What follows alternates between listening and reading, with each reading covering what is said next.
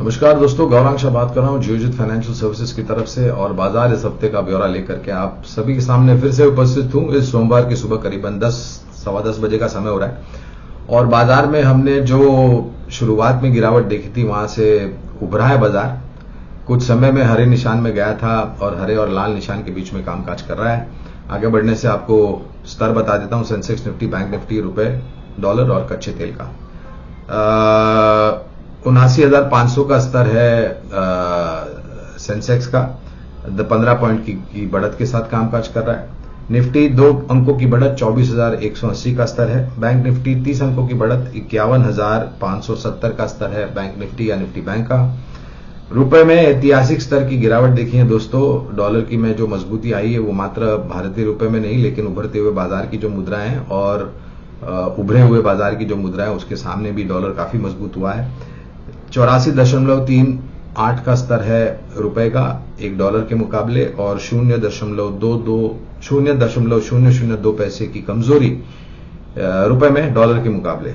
हमने पिछले हफ्ते बताया था 84.10 के आसपास आरबीआई और बैंक्स डॉलर बाजार में बेच सकते हैं, वो देखा हमने। लेकिन जिस प्रकार की मजबूती डॉलर में थी हमारी भारतीय मुद्रा के सामने, रुपए के सामने और बाकी अन्य मुद्राओं के सामने, तो परिस्थिति ये उभर करके आई कि सर्वोच्चम निचला स्तर कमजोरी रुपए में डॉलर के सामने 84.38 और शायद ये कमजोरी और भी आगे बढ़ सकती है।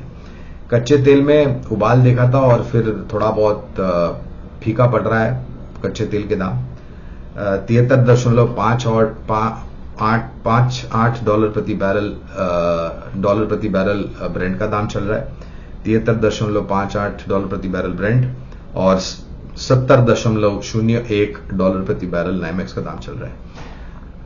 पिछले कई हफ्तों से और महीनों से यही निर्भर होगा कि खाड़ी में क्या परिस्थिति है। बुरी खबर पर कच्चे तेल में उबाल और ऊपर के तरफ के स्तर, और थोड़ी बहुत सकारात्मक खबर आती है तो नीचे के तरफ के दायरे। ओपेक प्लस और मांग और उत्पादन को लेकर के कम, लेकिन खाड़ी में जो परिस्थिति उससे ज्यादा असर कच्चे तेल में हम आते हुए देख सकते हैं। दोस्तों, हमने पिछले हफ्ते ये भी देखा चाइना में काफी कुछ घोषणा हुई स्टिमुलस को लेकर के और आने वाले भविष्य में रियल एस्टेट सेक्टर में भी चाइना में कुछ नीतियों में परिवर्तन किया जाएगा। वहां की अर्थव्यवस्था को स्थिर और संभालने के लिए सरकार वहां की प्रयास कर रही है। लेकिन हमें यह भी देखना है कि कोई इस प्रकार की जो स्टिमुलस होती है सरकार की तरफ से, आखिर में उसकी एक कीमत होती है।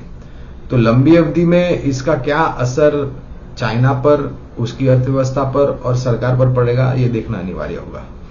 और बहुत बार ऐसा भी होता है दोस्तों कि खबरें जो चाइना से आती है उनके जो बातें होती है, उन बातों में जो शब्द छिपे हुए होते हैं उनको सोचना, समझना, पढ़ना ज्यादा जरूरी है, न कि उनकी जो खबरें आती उनको अपनी वास्तविकता के मूल्य पर लेना। तो और इसका असर हमने पिछले हफ्ते बाजार में भी देखा, जिस प्रकार से स्टिमुलस की बातें चाइना में हो रही है और अपनी अर्थव्यवस्था को स्थिर करने की बात हो रही है। तो ये जो खबर चाइना से आई है उसका आने वाले समय में हमें पता चलेगा किस प्रकार की परिस्थिति होती है। जहां तक हमारा बाजार है दोस्तों, हमने पिछले हफ्ते भी कहा था 2 स्तर बताए थे, नीचे की तरफ और 2 ऊपर की तरफ, और वही 2 स्तर इस हफ्ते भी हम देखेंगे। तो स्तर निचला जो था वो 23,800 और 24,000 नीचे की तरफ निफ्टी स्पॉट और 24,300 से लेकर के 24,500 ऊपर की तरफ। ये जो पड़ाव है इसके दरमियान में बाजार कामकाज कर सकता है काफी लंबे समय तक। दूसरी बात, हम इस कैलेंडर वर्ष के धीरे धीरे करके अंत तक आएंगे। विदेशी संस्थाओं, निवेशकों की तरफ से ये साल खत्म होगा। क्रिसमस और नए साल की छुट्टियों पर चले जाएंगे वो दिसंबर के दूसरे हफ्ते में, और उसके पहले शायद थोड़ी बहुत जो बिकवाली बाकी है वो हावी हो सकती है। लेकिन इतनी ऐतिहासिक स्तर पर बिकवाली देखने के बावजूद और एक बहुत ही मजबूत, सक्षम रूप से स्थानीय संस्थागत निवेशक जो सामना कर रहे हैं विदेशी संस्थागत निवेशकों की बिकवाली का, उससे एक समीकरण हम ले सकते हैं कि आने वाले समय में भी जो भी बिकवाली थोड़ी बहुत बाकी है ईयर एंड को लेकर के और छुट्टियों पे जाने से पहले, उसका भी सामना स्थानीय संस्थागत निवेशक सक्षम रूप से कर पाएगी। एक और बात हमें ध्यान में रखनी चाहिए दोस्तों कि पिछले हफ्ते इंडिया विक्स जो है उसमें बहुत ही उठापटक हमने देखी थी। यह है वॉलेटिलिटी इंडेक्स, उठापटक इंडेक्स जिसे हम कहते हैं, इंडिया विक्स। आज इंडिया विक्स 14.65 के आसपास कामकाज कर रहा है। अगर आप लॉन्ग टर्म, लंबी अवधि की एवरेजेस देखें तो अनिवार्य यह है कि ये 12 के आसपास आकर के रुके और उसके नीचे कामकाज करे, जिससे हमें यह पता लगेगा कि बाजार में अब स्थिरता आने का समय आ गया है और एक दायरेबंद कारोबार के बाद धीरे धीरे करके बाजार ऊपर जाने का प्रयास करेगा। अगर 14 के पार, 15 के पार रहता है तो उठापटक वॉलेटिलिटी जिसे हम कहते हैं वो थोड़ी बहुत ज्यादा हावी हो सकती है। दूसरी तिमाही के नतीजों को निर्णायक तरीके से पर्दे गिर जाएंगे इस हफ्ते। जो भी बाकी कंपनियां हैं वो इस हफ्ते आ जाएगी और अब तक जो भी करीबन 70-85% नतीजे हमने देखे हैं दोस्तों, उसका समीकरण ये निकाल के आ रहा है और बाजार में ये बातें भी बहुत हो रही है कि निराशाजनक नतीजे रहे हैं। तो उसमें कोई दो राय नहीं है, निराशाजनक नतीजे रहे हैं दूसरी तिमाही के। लेकिन क्या टिप्पणियां मैनेजमेंट की ये आपको और निराशावादी करती हैं? तो वो हमें नहीं लग रहा है। जो भी टिप्पणियां कुछ कंपनियों की हमने सुनी है वो ये बता रहे हैं कि हाँ, दिक्कत थी, कठिन समय था, परिस्थितियां उनके साथ नहीं थी, विपरीत दिशा में खड़ी थी और उसको लेकर के नतीजे जो आए वो आए और हमने देखे और उसका विश्लेषण किया। साल, एक वित्तीय वर्ष में 4 तिमाही होते हैं दोस्तों। तो कोई भी क्षेत्र की कंपनी, चाहे वो दिग्गज, छोटी, मझौली हो, उनको कुछ परिस्थितियों का सामना करना पड़ सकता है कुछ तिमाहियों में और उसके कारण एक नकारात्मक असर आंकड़े पर आता है। लेकिन वो देख करके और लोगों की बात सुन के अगर आप लंबी अवधि के निवेश में बहुत बड़ा परिवर्तन कर देते हैं तो मेरे ख्याल से अनिवार्य नहीं है।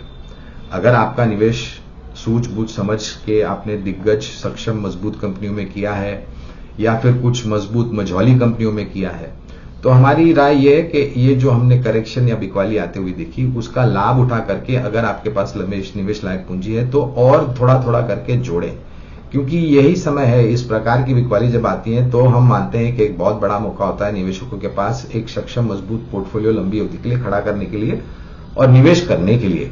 न कि आपका निवेश आपके कोई सक्षम, मजबूत कंपनी है तो एक तिमाही नतीजे देखने के बाद और लोगों की बातें सुन करके अगर आप यहां से निकलने का या बिकवाली करने का निर्णय, तो मेरे ख्याल से समझदारी का काम नहीं होगा। मैनेजमेंट ने बताया है कि तीसरी तिमाही, चौथी तिमाही और आने वाले वित्तीय वर्ष नया वित्तीय वर्ष 1 अप्रैल 2025 से जो नया वित्तीय वर्ष शुरू होगा उसमें परिवर्तन की जो गति है वो और तीव्र होगी। तीसरी और चौथी तिमाही में इसका सुधार आते हुए आपको दिखेगा। तो जल्दबाजी करके कोई ऐसा निर्णय न ले जिसका पछतावा आपको आने वाले भविष्य में हो। रुपया हमने बताया ऐतिहासिक निचला स्तर पर 84.38 और शायद और कमजोर हो सकता है। यह हफ्ता दोस्तों थोड़ा छोटा रहने वाला है। शुक्रवार को बाजार बंद रहेंगे और अगले हफ्ते भी 20 नवंबर को, क्योंकि राष्ट्रीय स्तर पर महाराष्ट्र में चुनाव है तो छुट्टी की घोषणा की गई है। तो इस हफ्ते और अगले हफ्ते कार्य जो है वो छोटा रहेगा, दिन जो है वो, हफ्ता जो है छोटा रहेगा। 5 के जगह पे 4-4 दिन इस हफ्ते और अगले हफ्ते हम कामकाज करेंगे। अब इसको लेकर के भी शायद वो उठापटक जो है खास करके इस हफ्ते गुरुवार को हावी हो सकती है, क्योंकि शुक्रवार को छुट्टी है। अगले हफ्ते बुधवार को छुट्टी है, गुरुवार, शुक्रवार को आपको शायद उठापटक वॉलेटिलिटी हावी होता है। लेकिन अगर हम 23,800 और 24,000 ये स्तर बचा पाते हैं और अगर हम कुछ समय दायरेबंद कारोबार करके धीरे धीरे करके 24,300 और उसके पश्चात 24,500 के तरफ जाने का प्रयास करते हैं और अगर 24,500 के पार जाकर के हमें निर्णायक तरीके से बंद मिलता है तो शायद एक बहुत ही लंबा बिकवाली का समय जो विदेशी संस्थागत निवेशकों ने ऐतिहासिक तौर पर किया अक्टूबर के महीने में और इस महीने में, और जिस प्रकार से धीरे धीरे करके अंत में बिकवाली करेंगे क्योंकि उनका वित्तीय वर्ष दिसंबर 31 होता है, तो शायद थोड़ी बहुत बिकवाली बड़ी मात्रा में जो होनी थी मेरे ख्याल से हो चुकी है। थोड़ी बहुत छोटी मोटी बिकवाली आ सकती है, लेकिन उसका भी सामना मेरे ख्याल से स्थानीय संस्थागत निवेशक करेंगे। तो इस प्रकार की परिस्थिति में दोस्तों हमें ये करना चाहिए कि हम जो इंतजार कर रहे थे बाजार में करेक्शन का आने का और मौका मिलने का कि बाजार करेक्ट होगा तो जाकर के हम निवेश करेंगे, तो ऐसे करेक्शन को आपको एक मौका आया है आपके हाथ में, इस रूप में देखें और सक्षम मजबूत कंपनियों में निवेश करें। अक्सर हम दो विकल्प देते हैं दोस्तों आपको हर हफ्ते, और हमने पिछले 2-3 हफ्तों से प्रयास ये किया था कि हम ज्यादातर दिग्गज कंपनियों में आपको चुन करके दें, बुनियादी दर के आधार पर निवेश करने के लिए राय, जिससे बिकवाली जो विदेशी संस्थागत निवेशकों की हावी हुई थी वो ज्यादातर दिग्गजों में हुई थी, क्योंकि वहां पर ही उनका बड़ा निवेश होता है। और जो नतीजों को लेकर के कुछ कंपनियों में निराशा आई, करेक्शन हमने देखा, तो दो विकल्प आपके सामने रखना चाहेंगे हम। एक है ऑटो क्षेत्र की कंपनी और दूसरी है हमारे देश की दिग्गज सरकारी बैंक। ऑटो क्षेत्र की कंपनी है टाटा मोटर्स दोस्तों।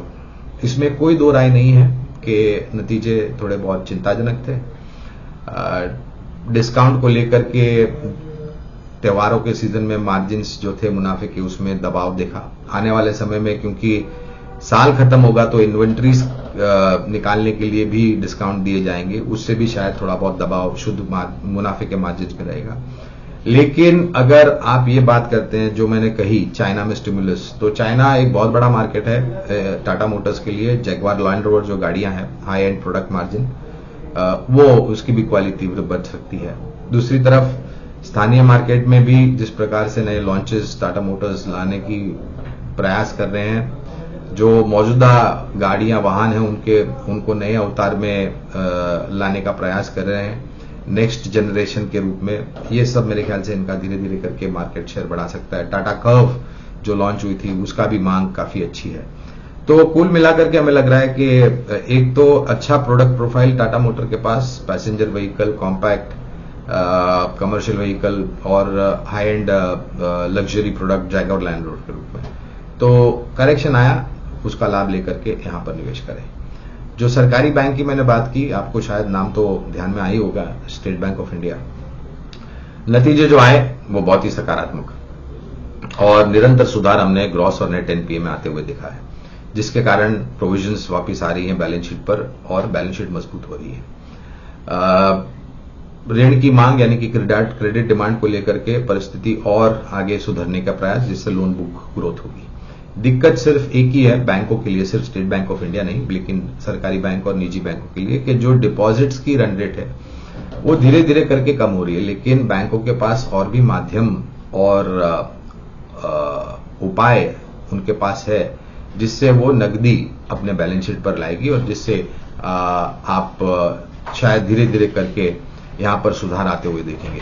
तो मेरा ये मानना है दोस्तों कि आने वाले समय में शायद आपको एक बहुत ही बड़ा सुधार सरकारी बैंकों में और निजी क्षेत्र की बैंकों में आता हुआ दिखेगा। तो यहां पर भी करेक्शन आया है और फिर सुधार आते हुए देखा है। तो ये दो विकल्प है दोस्तों, बुनियादी तर्क के आधार पर। ध्यान रखें, आपके पास समय सीमा की पाबंदी नहीं होनी चाहिए।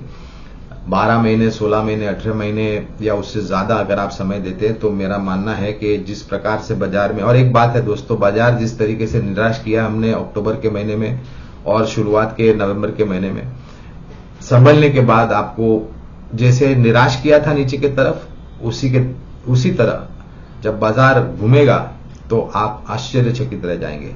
तो हमारी नम्र विनती है कि इस मौके को आप जाने मत दें। लंबी अवधि के लिए धीरे धीरे करके सक्षम कंपनियों में निवेश करके एक अच्छा सा पोर्टफोलियो खड़ा करें। तो ये दोनों ही विकल्प है, छोटी मध्यम अवधि के लिए, लंबी अवधि के लिए है। तो आप इसको लंबी अवधि के रूप में देखें और शुरुआत कीजिए इस तरह से और धीरे धीरे करके आपका निवेश आप बढ़ाते जाएं। हमारी बात सुनने के लिए आप सभी का बहुत बहुत धन्यवाद। अपनी सेहत का ध्यान रखिए और अगले हफ्ते आप लोगों से फिर से मुलाकात होगी। बहुत बहुत धन्यवाद।